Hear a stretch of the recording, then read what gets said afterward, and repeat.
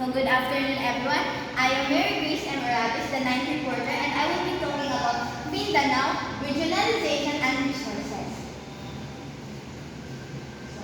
Mindanao, the second largest and southernmost major island in the Philippines. It covers 97,530 kilometers square.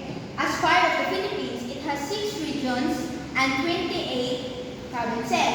It is called the Land of Promise and Emerald Heart of the country. Why? Kaya kung ano siya, dato siya sa natural resources, agricultural resources, o yung tourism po kay Kusog. Then, it is known as the country's breadbasket. Kanang kitawag siya kay kung ano ang Mindanao manggod mo yung pinakadako o contribution sa atong food supply sa atong country. Particularly ang pineapple, banana, and coconuts.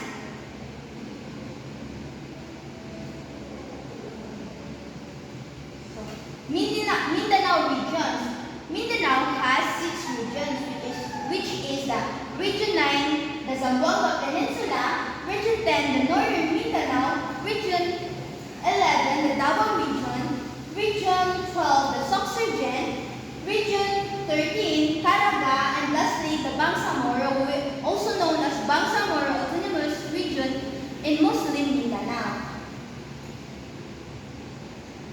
Here is the map of the Philippines with the 6 regions.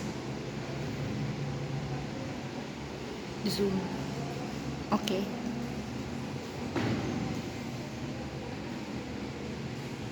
So, regions, natural resources, economic, and tourism.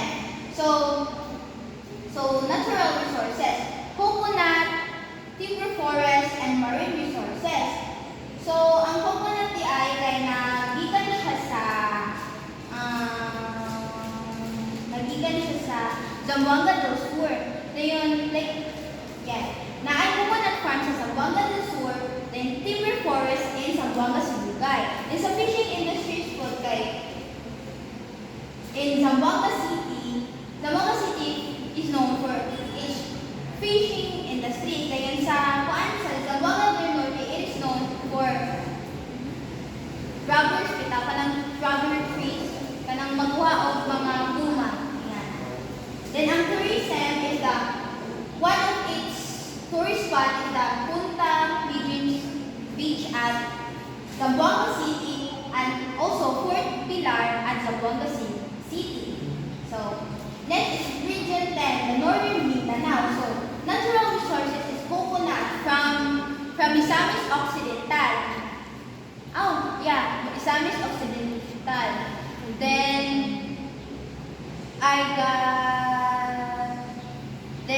have fun fact. So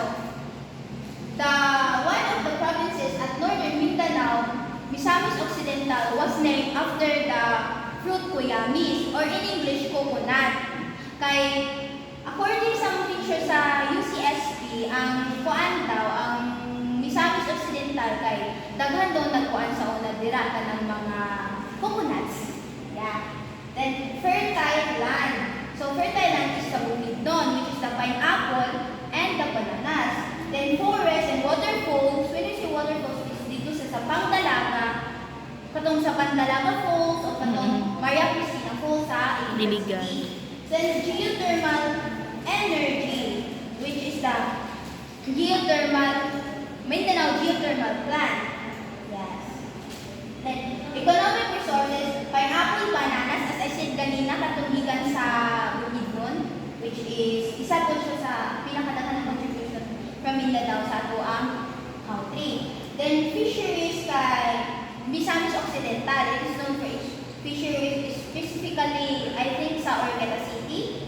Then agribusiness. Ang tourism kay ang volcanic heights and white sand beaches at Camiguin Island, river rafting at Cagayan de Oro, dayon snorkel with marine life sa katong Dolphin Island bitaw pero close na siya karon. Then lastly, the Sperm Island at Jimenez. So Sperm Island kay ang shape man gud niya sa iyang balas kay murag sperm, then puti siya.